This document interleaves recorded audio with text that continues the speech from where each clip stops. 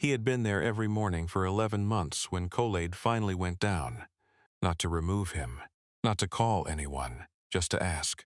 The man sat on the low concrete planter at the base of Meridian Tower on 14 Broad Street in Lagos, main island, between the second and third palm tree from the left entrance, in the same position every weekday. Knees together, torn brown satchel across his lap, eyes forward. He was there at 6:47 a.m. when the cleaning crew arrived. He was there at 8:15 when the lobby doors opened to the public. He was there at 5:30 when the building's lights went on for the evening shift. And he was there at 7:49 on a Thursday night when Khaled Adeyemi, CEO of Pinnacle Capital Group, stepped out of a board dinner on the 22nd floor, looked down from the window as he always did when his car was running late, and saw the man still sitting there. Still, like furniture, someone who had been put in that exact spot and told not to move. What Khaled did not know, as he rode the elevator down 22 floors and walked through the lobby and pushed open the glass door, was that the man sitting on that planter had once held the only copy of a document that would have changed everything. What he did not know was that the man already knew his name.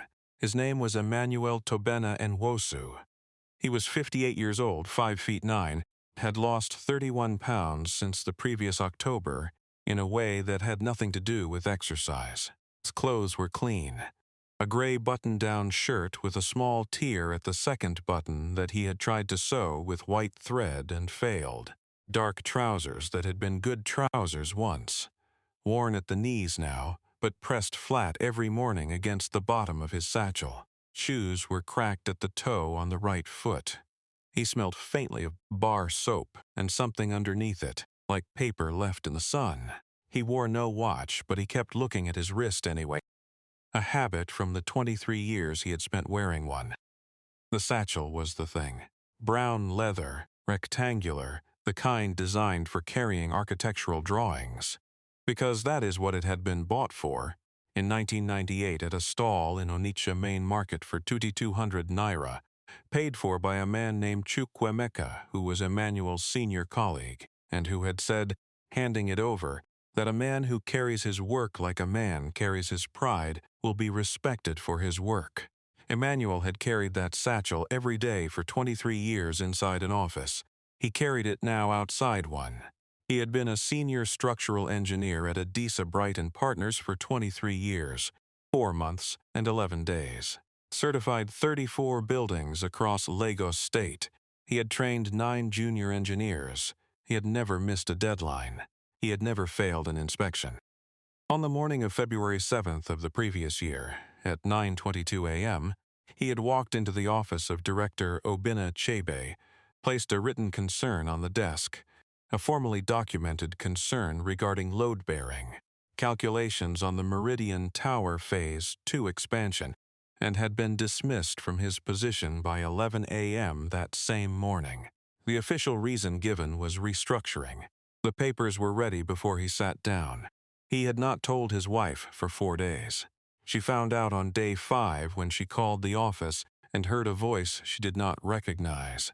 He had spent the first 2 months applying for positions, 17 applications, 3 interviews, 1 offer that was withdrawn when someone made a phone call he was not in the room for. After that, the applications stopped generating interviews.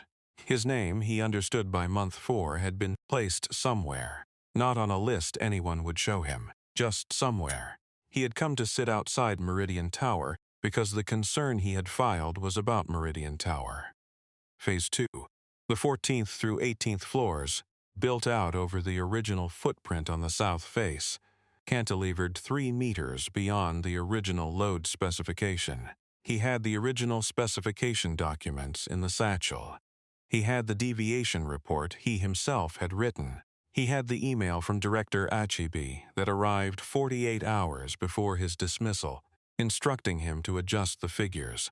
He had his written refusal to adjust the figures. He had everything. What he did not have was a door. He had tried the Lagos State Building Control Agency twice. The first time a junior officer had taken his documents, made copies, told him to wait. He waited for 6 weeks before returning. at which point a different officer told him there was no record of his visit. The second time, he had reached a more senior official, who listened carefully and then asked, in a voice that was professionally gentle, whether Emmanuel understood the complications of filing a formal complaint against a firm of this size without legal representation. Emmanuel said he understood the complications. The official nodded. He heard nothing more. He had tried a newspaper. The journalist he reached had been interested for 9 days and then had gone quiet. And when Emmanuel called back, he was told the story had not cleared editorial. He had tried 2 law firms who both told him the same thing. Contingency cases against construction firms required upfront documentation fees he did not have. He had tried on the 6th of July to reach Kolade Adeyemi's office directly, calling the main Pinnacle Capital number and asking to speak with someone in corporate governance. He had been transferred twice and then disconnected, so he sat outside. Every day that he sat there, someone noticed. Security walked past and said nothing because he was not causing a problem, not sleeping there, not begging, not making a scene. He sat like a man waiting for a meeting. The building's head of security, a man named Festus with a shaved head and a way of standing that suggested he had been in the military, had asked him once on his 3rd day what he was doing. Emmanuel had told him the truth. He was waiting for someone to ask him why he was there. Festus had looked at him for a long moment and then said, "All right," and walked back inside. That had been 11 months ago. The cleaning woman named Patience, who arrived at 6:30 every morning and had worked the ground floor for 7 years, started leaving a cup of hot water with a sachet of Lipton Yellow Label on the planter when she came in. She never said anything to him. She just left it there. He drank it slowly and folded the foil sachet into a small square and put it in his pocket. She had done this 214 times. He had counted. If this story is hitting you the way I think it is, stay with me. Because what Kolade Adeyemi finds out in the next few minutes is something Pinnacle Capital's legal team was not prepared for. It was 7:53 p.m.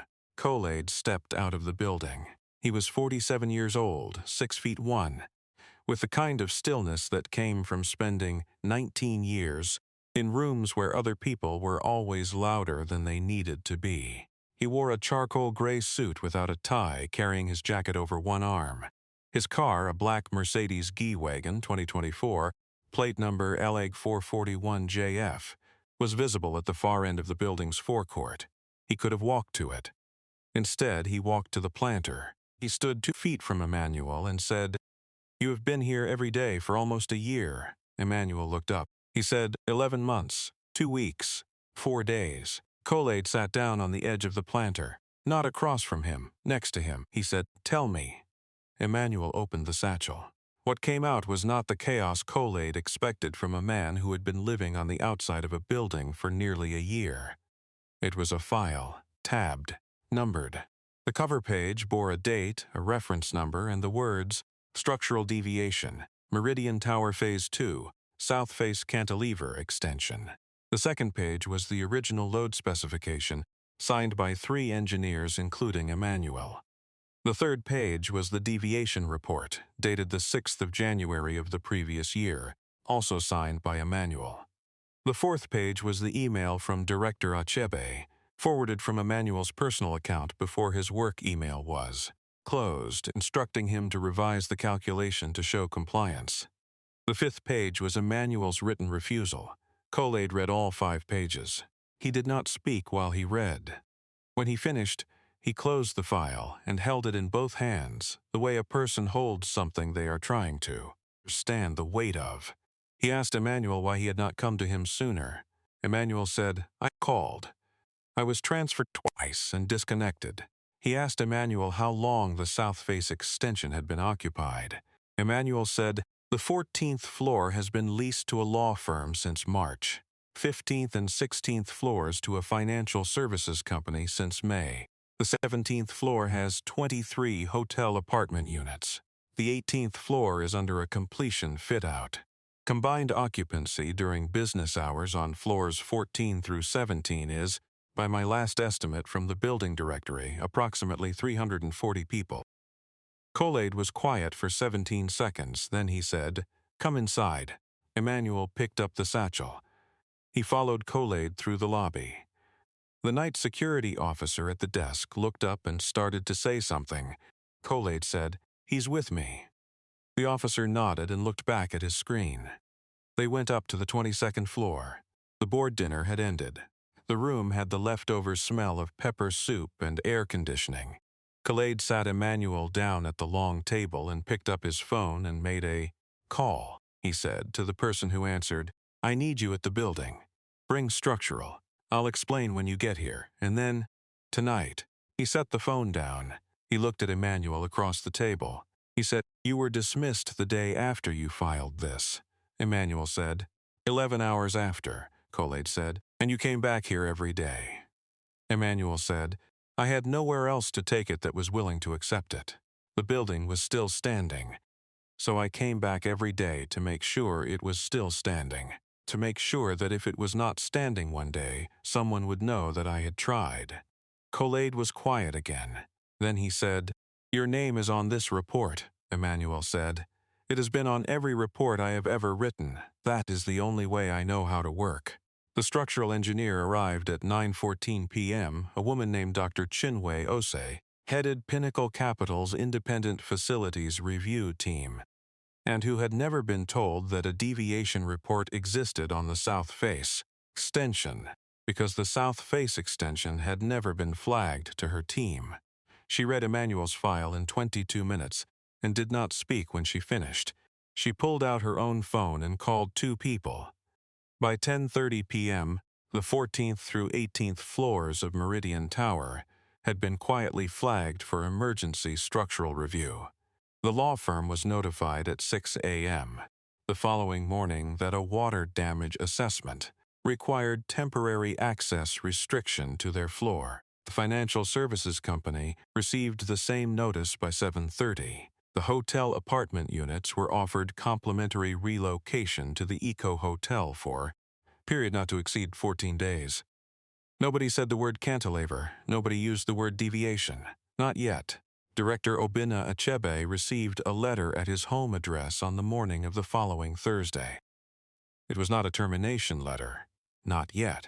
It was a request for formal documentation regarding his authorization of the south face extension deviation, his instruction to amend load calculations, and his decision to dismiss Emmanuel Nwosu without cause in the 11 hours following the filing of a structural concern. The letter was signed by Kolade Adeyemi and countersigned by Pinnacle Capital's legal counsel and by an independent representative from the Lagos State Building Control Agency, who had received a direct briefing from Kool-Aid on the morning of the 9th. The official who had once told Emmanuel there was no record of his first visit was not the one who received the briefing. Emmanuel was asked what he needed. He thought about the question for a long time, long enough that the silence became its own kind of answer. He said, "I need the record corrected. Not for me, the record needs to say what happened." Kool-Aid said, "It will." He said, "I need the building safe." Kool-Aid said, "It will be," he said, "and I need work, not charity." "Work," Kool-Aid said, "that I can also do if you want it." The structural review of the south face extension took 19 days. The remediation required to bring the cantilever into full compliance with Emmanuel's original specification took 41 days after that. During that period, Emmanuel worked on contract with Dr. Osei's team as a structural consultant, the only person in the building who had the original specifications memorized, who could look at a beam and tell you in seconds what it was designed to carry and what it was actually carrying. He was paid 480,000 naira per month. He called his wife from the building's lobby on the evening of the first payment. She answered on the second ring. The formal remediation report, filed with the Lagos State Building Control Agency on the 3rd of November, included a 4-paragraph summary of how the deviation had been identified. Emmanuel's name was in the second sentence. The report was a matter of public record. Adisa Bright and Partners lost the Meridian Tower account a 7-year contract worth 340 million naira, effective immediately following the filing of the remediation report. Director Achibi resigned from his position on the 12th of November, citing personal reasons. His letter of resignation was 2 sentences long. The firm's other active contracts in Lagos State were placed under independent review.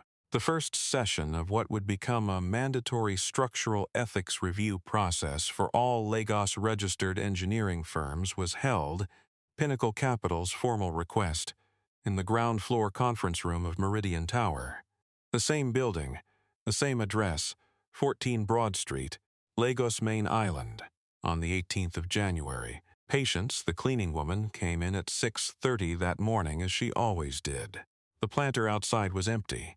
She looked at it for a moment. Then she went inside and started her rounds.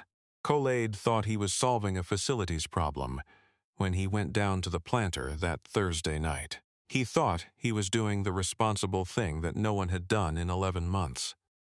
What he did not know, till he sat down and read 5 pages in the dark on a Lagos evening, was that Emmanuel Nwosu had not come to the building to make a scene. He had not come to beg. He had not come hoping to be noticed. He had come because a building he certified was standing over 340 people every day. The only thing that still made him an engineer was refusing to let the thing he knew stay buried in a satchel. There are people in the world who carry the truth the way Emmanuel carried that file. Tabbed, numbered, dated, every page accounted for. Not because anyone asked them to. Not because it made their life easier. Because they understood that the truth doesn't stop being true just because no one in an official chair is willing to receive it. You have probably met someone like that. You may be someone like that. Someone who filed the report, made the call, knocked on the door, told the truth the only way they knew how to tell it, quietly, correctly, persistently, and found every door closed. The question is not whether the door eventually opens. Some doors open in 11 months. Some take 11 years. Some open only after the person who closed them is no longer in the room. The question is whether you keep carrying what you know. 'Cause a man who carries the truth with that kind of patience, that kind of discipline, that kind of specificity, tabs and numbers and dates, everything accounted for, is not waiting to be rescued. He is waiting for one person with the authority to act to finally come down and ask why. On the evening of a Thursday in November, on a planter outside a building on 14 Broad Street in Lagos, someone finally did. Emmanuel Tobena Nwosu signed a full-time contract with Pinnacle Capital Group's Structural Review Division on the 1st of December. Starting salary was 950,000 naira per month. He kept the satchel. He carries it every day. Some of his new colleagues have asked him about it. It is clearly too old for the offices they work in, too worn for the suits they wear. He tells them it was a gift, and that a man who carries his work like a man carries his pride will be respected for his work. He has never once put it down. Here is the question I want you to sit with. If you had passed that man on the planter every single morning for 11 months, on your way into a building, on your way to a meeting, on your way to somewhere important, when would you have gone down to ask?